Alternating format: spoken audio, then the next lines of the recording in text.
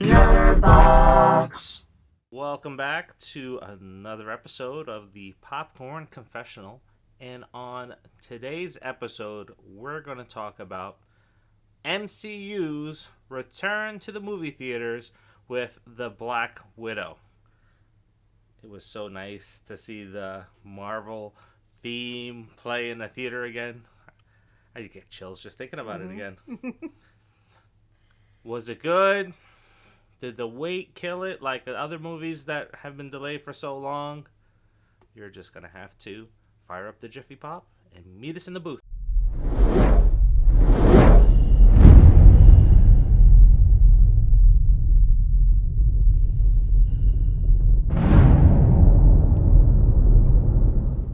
Black Widow picks up after the events of Captain America Civil War, and like Steve Rogers, Natasha has been declared a fugitive and is forced to go on the run.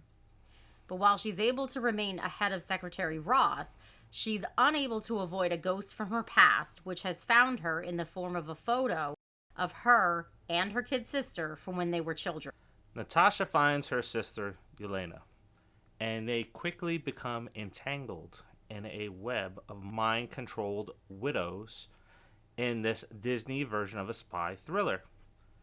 Now, Yelena reveals that they have the antidote to free the enslaved minds of these widows assassins. But they're unable to locate the person pulling the strings, and that is Dreykov. Now, Natasha has a plan, but it's going to require teaming with their estranged pseudo-parents from when they were children. What did you think about this one?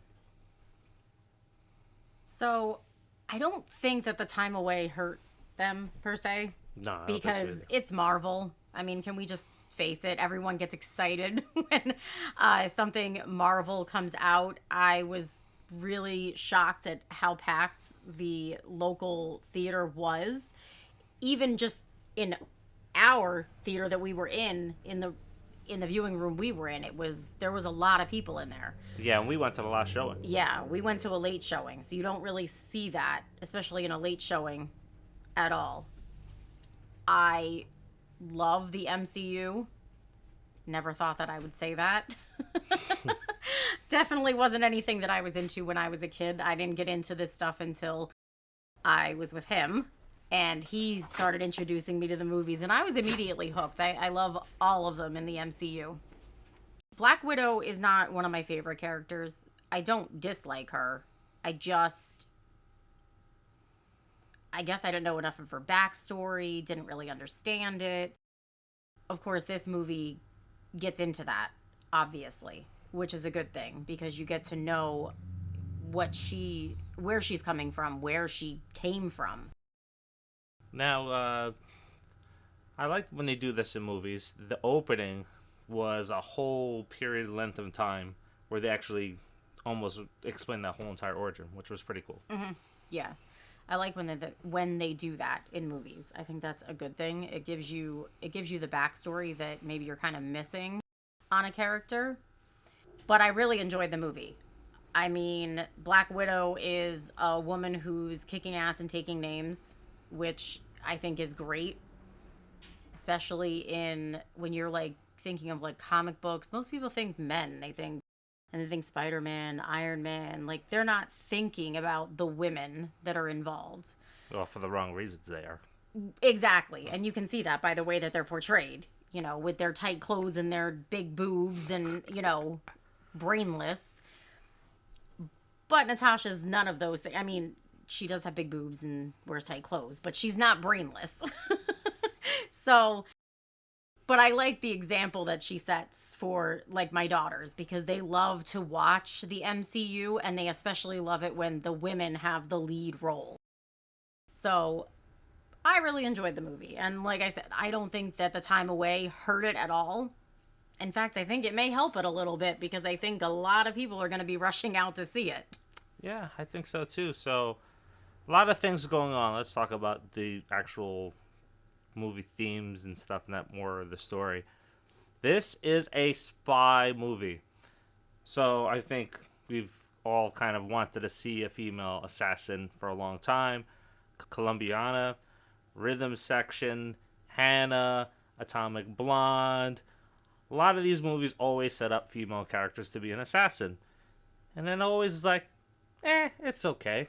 This movie started out as a straight up spy assassin movie, and it did a really good job of it.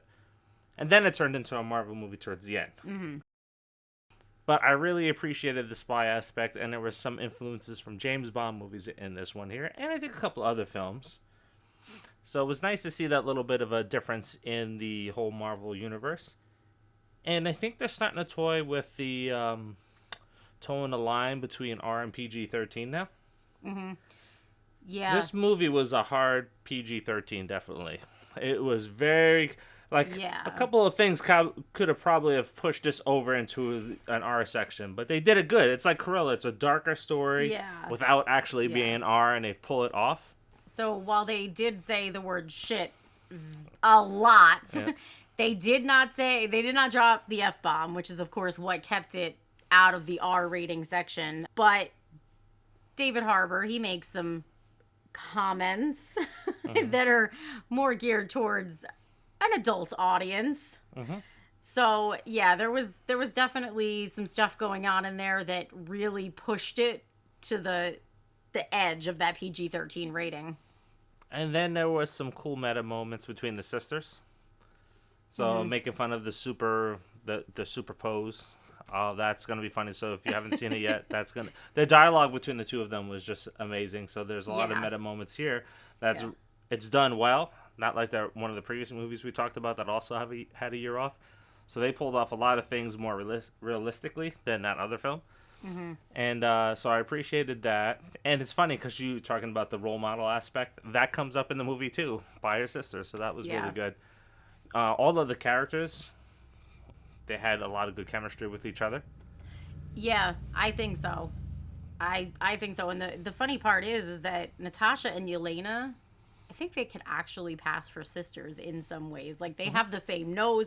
When I was looking at them now, of course, everyone knows they're not real sisters, but they really could pass for sisters. Yeah, so this film definitely has a lot of good action. Mm-hmm. It has a lot of good characters. Of course, there's the Taskmaster, which is a great character in itself. And we have that. We have a lot of good chase scenes, right? So those very good chase scenes in there. Yeah, the chase scenes were really awesome to see women in the chase scenes and them handling cars and motorcycles and just basically, killing all these people. That was pretty cool. Yeah, definitely. So what are you going to rate it? I am going to rate it an A-. I am going to give it a B+. And I'm giving it a B+ because Marvel, you dropped the damn ball. This movie should have came out many years ago. You shouldn't have waited till Wonder Woman came out. You had the female lead all along, and she should have had a movie a long time ago. So I'm a little pissed off about that. And there's some elements of her backstory that we're not going to get to see play out, including, like, who's her real dad? Mm-hmm. I don't know. There's name drops in Endgame that kind of sets things up, and there's conflict that could be with Tony Stark with it.